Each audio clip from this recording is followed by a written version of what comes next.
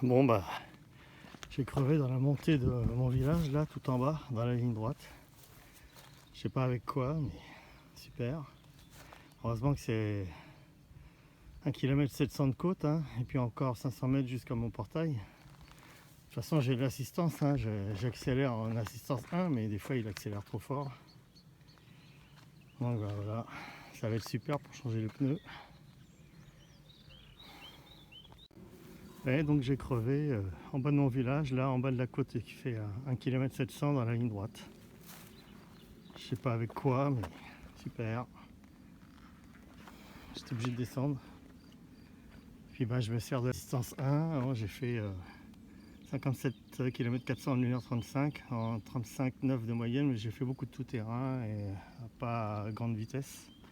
Il me reste 68 volts 7. Donc je sais pas comment je vais faire pour changer le pneu, hein. Enfin, ou la chambre à air, je sais pas, je verrai avec quoi j'ai crevé. C'est pas facile, hein. Il faut que je déconnecte le moteur et tout, c'est la merde quoi. 58 km 200, dont 1,7 km à pied, puisque j'ai crevé en 1h43. 33,7 de moyenne, évidemment ça a baissé, mais j'étais à, je sais plus, 35 et quelques ou 36.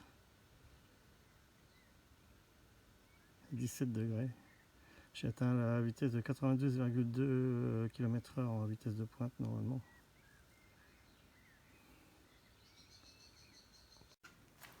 Bon bah, j'ai reçu aujourd'hui mes outils pour démonter mon pneu à l'arrière de mon bomber là, qui a pas crevé, mais c'est la valve qui s'est désolidarisée de la chambre à air. Et ça c'est un pot de graisse pour pouvoir faciliter le démontage du pneu et le remontage d'un pneu neuf. Ça glisse mieux évidemment, donc ça facilite.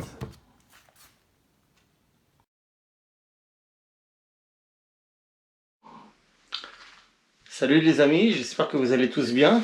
Alors, je fais cette vidéo parce que j'ai reçu, je vais pas dire enfin parce que je les ai reçus rapidement, mes deux chambres à air, nouvelles chambres à air. Donc la voici gonflée. Alors, surprise, enfin bonne ou mauvaise, mais j'avais pas vu sur le site que leur épaisseur, d'ailleurs c'est marqué sur le carton, ici aussi. Donc l'épaisseur fait plus de 4 mm. D'ailleurs on voit bien hein, quand j'appuie, bah, en tout les deux épaisseurs ça fait presque 1 cm quoi. Tandis que là bah, l'ancienne elle est très fine hein. L'ancienne doit faire un peu plus d'1 mm d'épaisseur. D'ailleurs je l'avais coupé, on le voit bien ici, c'est beaucoup moins épais quoi. Donc évidemment elle est beaucoup plus lourde hein. L'ancienne pesait 600 grammes. Et celle-là pèse, bah, je vous mettrai les photos d'ailleurs sur la vidéo, elle pèse 1,566 kg, donc c'est énorme quoi. Et puis bah, mon pneu c'est pareil, c'est un Bridgestone, c'est des pneus que, comme je mets sur ma voiture, mais des pneus sport, ils sont très renforcés sur les flancs, ils sont très épais ces pneus. Ça, je ne sais pas si vous voyez, mais bon, il est très lourd aussi, je l'avais pesé, je vous mettrai le poids sur la vidéo. Et par rapport à celui d'origine là, qui est un pneu chinois évidemment, bah, à côté il disparaît quoi. Bon, il est un petit peu plus large hein. Celui-là c'est un 90 par 90, donc un petit peu moins haut. Celui-là c'est un 80 par 100, donc 80 de large et puis 100 de hauteur. Et celui-là c'est un 90 de large et 90 de hauteur, donc on voit il est quand même plus large. Et puis je préfère ces sculptures là que celle-là, même si celle-là était pas trop mal en fin de compte, parce que même s'il y a beaucoup de crampons, ils sont pas trop espacés, donc ça va. En plus, il y a des petits trucs là à l'intérieur, exprès pour qu'il soit plus souple, pour que ça accroche plus. Enfin bon, il n'est pas tout à fait assez large, je trouve. Alors, je sais pas si je vais continuer à utiliser celui-là. Bon, en tout cas, pour pouvoir tirer sur le câble, pour pouvoir sortir là-haut là, du bras oscillant, et donc tirer sur le câble, j'ai du mou là. Donc j'ai enlevé ma batterie, je l'ai posée là sur un siège pliant. Et donc j'ai du mou ici, heureusement d'ailleurs. je vais pouvoir peut-être sortir ma roue sans avoir à déconnecter les trois les trois câbles de phase là, le bleu, le jaune et le vert. Donc c'est bien d'avoir un grand câble en fin de compte. Et puis bah, de toute façon je déconnecterai le capteur Hall là, enfin le connecteur Hall. Puis voilà, normalement je devrais y arriver, j'espère, mais si je change le pneu, je vais avoir beaucoup de mal parce que celui-là il est raide. Hein. En plus il est très lourd. Ça c'est du bon pneu, hein. C'est du Bridgestone évidemment, c'est pas, voilà, c'est pas ça là, du pneu chinois. Bon, je dis pas qu'il est très mauvais, hein, mais il s'est même pas usé, hein, d'ailleurs, j'ai dû faire dans les 1200 km à peu près en tout. Et j'aime bien ce pneu avant là aussi. C'est un pneu chinois aussi, pareil, donc le nouveau là ressemble un peu à celui-là, donc c'est pour ça que je l'ai pris. C'est un peu le même style avec des crampons larges et qui est fait qui est mixte quoi, pour la route, pour le bitume et puis pour la terre quoi, le tout-chemin et le tout-terrain. Donc voilà, je vais vous montrer après la roue démontée. Donc à tout de suite.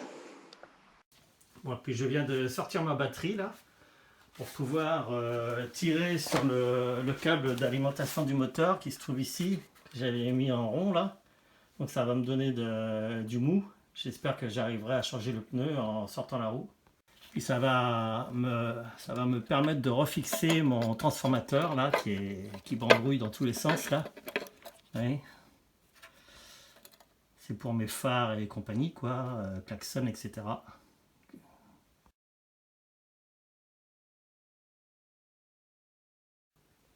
Bon les amis, comme je vous l'avais dit, j'ai pu tirer sur mon câble, comme vous pouvez le voir.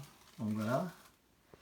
J'ai refixé solidement mon transformateur.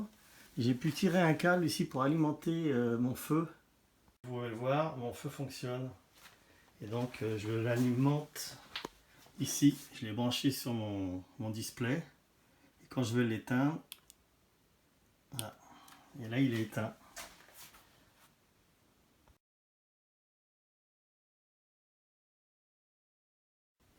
Bon, les amis, voilà comment on procède. Donc on écarte le pneu et puis on met la protection. Donc voilà comment on fait, hein. C'est tout simple. Mais d'une main évidemment c'est pas facile. Ensuite on glisse entre le pneu, le bas du pneu dans la jante et puis la protection, cette grosse cuillère là qui est chromée. Puis ensuite on soulève. Donc on soulève comme ça quoi. Voilà. Pour sortir le pneu.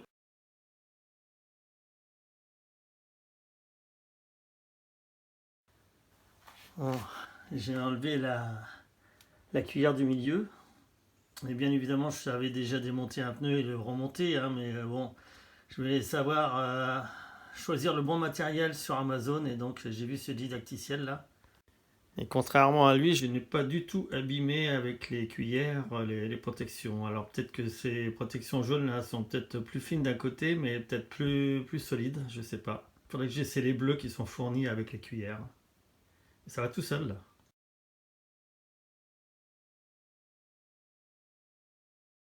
Donc ben voilà, j'ai presque terminé. J'ai plus qu'à mettre une cuillère ici et puis voilà, soulever et le pneu sera déjanté. Donc voilà les amis, j'ai tiré mon câble, j'ai enlevé l'étrier de frein et comme vous pouvez le voir, les plaquettes sont encore en bon état, hein, il y a encore de la matière.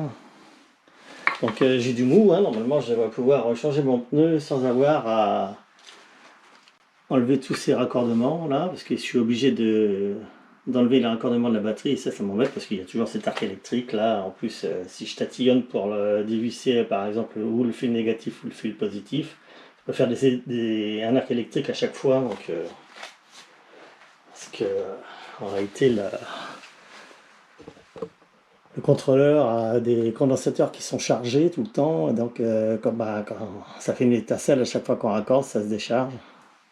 Puis j'ai donc mis ce câble là pour alimenter enfin mon feu, comme ça il sera autonome.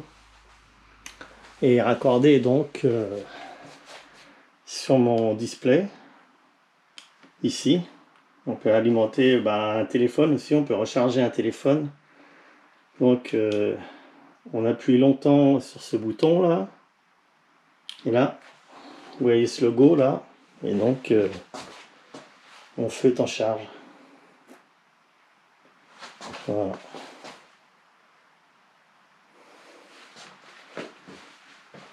Donc même quand il est en charge, il clignote. Donc c'est mieux que rien, plutôt que de ne pas avoir de feu du tout. Donc voilà, et puis je vais évidemment dévisser tout ça. Puis sortir ma roue. Normalement je devrais pouvoir, avec tout le mou qui me reste là, ça devrait aller. Hein. Je devrais pouvoir sortir la roue du bras oscillant. Et enfin changer ma chambre à air, donc, qui est ici. Une énorme chambre à air, c'est très épaisse, elle fait 4 mm d'épaisseur, c'est dingue. J'ai jamais vu ça moi. Elle est très lourde. Puis mon gros pneu, je sais pas si je vais le changer le pneu, j'en sais rien, parce que celui-là, c'est dommage, il est pas usé. Mais bon, je sais pas ce que je vais faire exactement. Parce que j'ai peur d'avoir du mal à le mettre celui-là, parce qu'il est très raide et très épais à côté de celui-là. Donc je sais pas, je vais voir.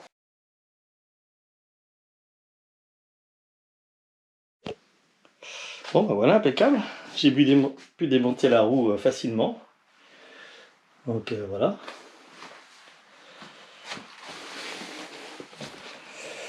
Voilà. Vous voyez, j'avais assez de câbles, hein, c'est bien hein, d'avoir un grand câble en fin de compte. Voilà. Donc je vais pouvoir changer mon pneu comme je veux. C'est ok. Puis je suis content d'avoir pu raccorder mon feu aussi. Voilà. Donc j'aurais pas besoin de déconnecter ni la batterie ni les 3 fils de phase du moteur. Tant mieux. Bon ces outils là pour démonter et remonter sont vraiment bien. J'ai même pas abîmé les protections, je les avais pas utilisées. Celle-là j'avais utilisé les jaunes que j'avais acheté en supplément. Donc ça y est, j'ai terminé. Je vais essayer de mettre le pneu neuf à la place.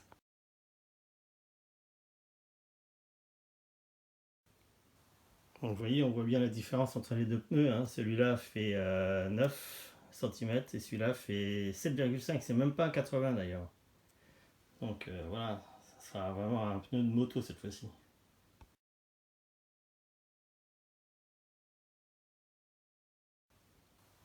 Bon, ça y est, la côté de mon pneu est monté.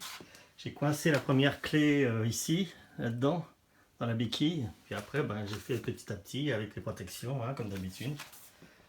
Ça a été assez facilement. Ah purée, j'en transpire à grosses gouttes là, pour mettre la chambre à air. Oh purée. Je sais pas si vous voyez, mais je sais pas ce que terminer de la mettre. Alors c'est dur, hein. Bon j'en transpire là parce que j'ai mis la chambre à air et la valve n'est pas tout à fait alignée. Elle n'est pas tout à fait alignée avec le trou dans la jante. Et bon, il va falloir que je recommence, mais c'est vraiment dur. Hein. Il va falloir que je la dégonfle encore un petit peu, la chambre à air, mais après je veux pas trop la dégonfler parce qu'après j'aurai peut-être du mal à la regonfler vu qu'elle est très épaisse avec mon gonfleur de vélo là.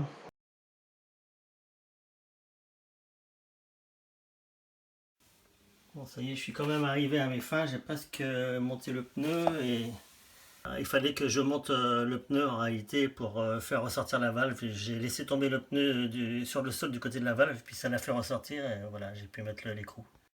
Bon j'ai eu chaud mais j'y suis arrivé, hein. J'ai poussé ma suée déjà plusieurs fois, j'étais en nage. Parce qu'il fait chaud là dans la chambre, il y a plus de 25 degrés. Et encore le soleil s'est couché. Donc j'ai réussi, hein. Je sais pas ce que monter mon pneu, il me reste plus que ça là à mettre. Et j'ai pu, en fin de compte, il fallait que je monte le pneu à moitié pour que je puisse faire ressortir la valve là, parce qu'elle était légèrement de travers. Et donc j'ai fait tomber le pneu sur le sol et ça a fait ressortir la valve. Et puis maintenant, voilà, j'ai pu mettre l'écrou qui retient la valve sur la jante. Puis maintenant, j'ai plus qu'à terminer de Rejanter le pneu quoi. Puis après ça sera bon. Voilà, tout le bordel. C'est pas une masse à faire quand même, hein. Bah, c'est surtout la chambre à air, hein, elle est tellement épaisse. Moi je pensais pas que la chambre à air serait aussi épaisse, et si j'avais su, j'aurais essayé de trouver une autre marque avec une chambre à air quand même moins épaisse, parce que là c'est vraiment une chambre à air de camion quoi. 4 mm d'épaisseur, c'est énorme. C'est énorme. Bon voilà, ce pneu là il est petit à côté hein, quand même. 1,5 cm de différence, c'est dingue, hein, c'est incroyable. Hein. Ce que ça peut faire comme... Bon là il est pas monté complètement le pneu, puis il est pas gonflé, mais il paraîtra un petit peu moins large quand même, mais ah, voilà quoi.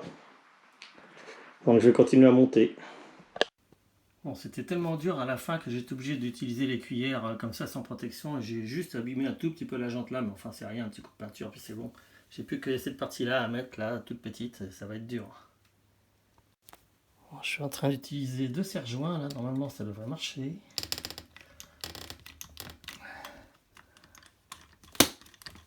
Ouais, ça y est. Youpi. C'est bon. Bon bah les amis, ça y est, j'ai réussi. Donc à la fin j'ai été obligé d'utiliser mes cuillères sans protection, donc j'ai un petit peu abîmé là, mais c'est rien, hein. Je mettais un petit coup de peinture et c'est bon, j'ai pas tordu, rien. Donc c'était dur, vraiment la dernière partie là c'était très dur.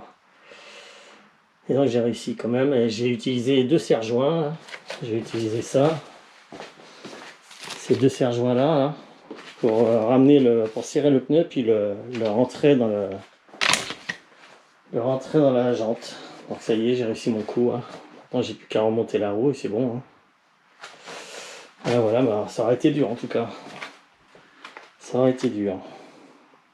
Ça fait un beau pneu. Hein. Ouais, ça fait un beau pneu. Puis la roue est encore plus lourde. Hein. Je vais la peser là, mais bon. Elle pesait déjà 24 kg 200, donc là à mon avis elle doit bien en peser 27 presque. Voilà.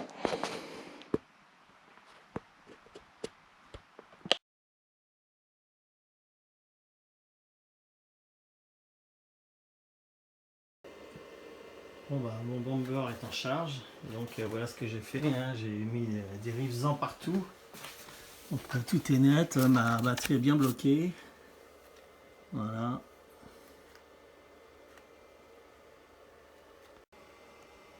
Donc j'ai mis des rivesans partout, j'ai réussi à rentrer ma batterie, à bien la bloquer avec ça. C'est impeccable et tout marche. Hein.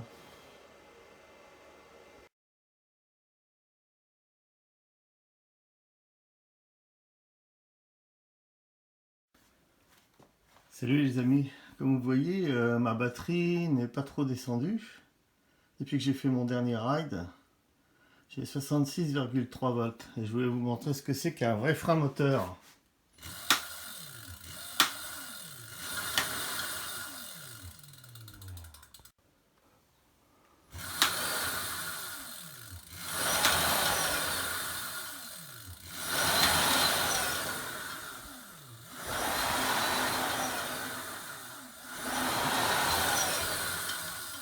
Et donc la régénération au freinage ou à la décélération.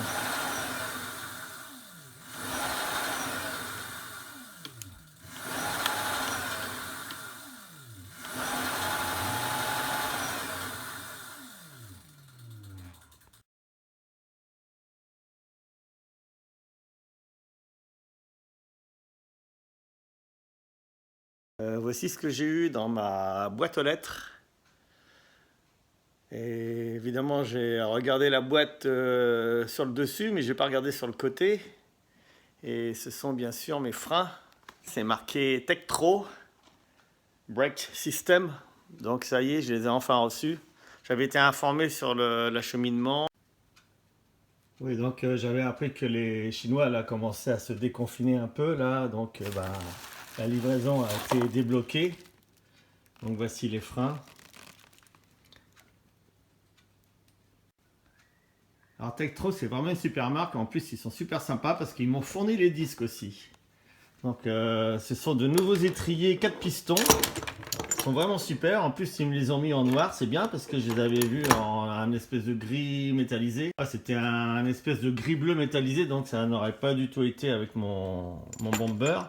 Et là, le levier, il est à blocage aussi pour avoir un frein de parking. Quand on appuie sur le levier, il se bloque. Et pour le débloquer, c'est ici. Voilà. Puis après, ben, on peut le manipuler comme on veut. Bon, là, d'une main, c'est pas facile. Mais... Puis les disques sont bien. Parce que moi, j'avais choisi de superbes disques. Seulement, bon, c'est des disques flottants. Hein, ils sont bien. Hein, c'est pour éviter qu'ils soient voilés quand on freine très fort, qu'ils se déforment avec la chaleur. Seulement, l'autre, il est dans l'autre sens. Normalement, il y a un sens pour les disques. Et donc, j'ai peur que ça ne fonctionne pas. Donc, je m'étais renseigné. Il paraît que... Enfin, il y en a certains qui disent que ça n'a pas d'importance. Mais moi, j'ai peur que... Normalement, c'est pas conseillé de le mettre dans l'autre sens. Et j'ai peur que ça casse ou que... Je sais pas, qu'il se déforme. Ou je sais pas, moi. Je reviens sur mon double frein avant. Ça, c'est le T qui relie les deux étriers au seul et unique levier de frein. Et le levier de frein a aussi une coupure électrique. Donc voilà, c'est bien. Sur mon Fat, j'ai les mêmes Tektro, mais un ancien modèle qui avait déjà une coupure électrique pour couper le moteur quand on freine.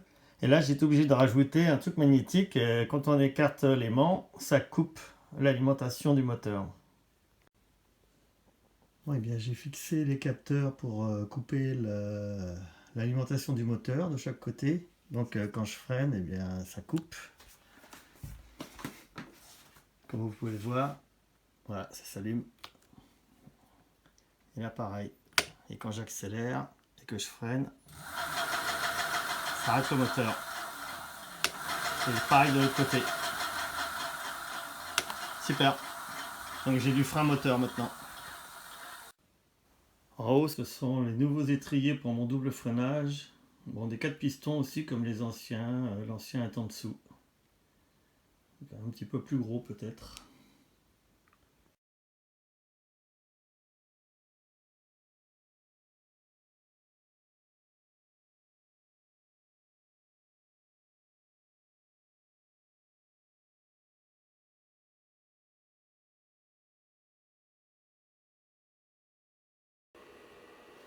Ça fait presque 2h15 que j'ai mis en charge mon bomber à 7 ampères/heure et il est déjà à 74,5 alors qu'il était à 66,5. C'est bien. Hein. Bon, tout à l'heure, après avoir chargé à 7 ampères/heure, j'avais 74,5. Maintenant, après, je l'ai mis à 8 ampères et je suis à 78,9 ou 8. Bon, je suis à 78,8 en 4h20 en tout. Donc j'étais à 66,5. Donc oui, il charge vite. Hein. Encore, je peux le mettre à 14 ampères/heure max. Bon, ben, la charge est terminée, mais je pense qu'elle a dû se terminer depuis 1 heure. Déjà, j'étais occupé, donc voilà, j'ai pas vu la fin.